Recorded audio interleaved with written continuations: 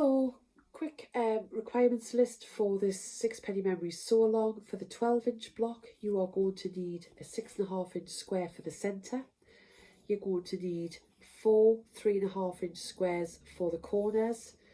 You're going to need 8 3.5-inch squares for your star points, and you're going to need 4 3.5 by 6.5-inch rectangles.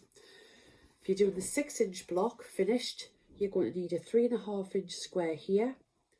You're going to need 4, let's get this right, 2-inch squares here.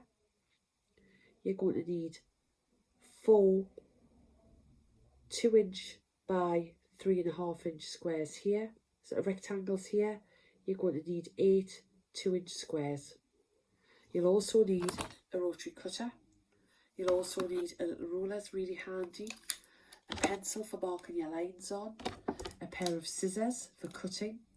I use my Aurifil thread, which I will just go and get, which is here, Aurifil thread.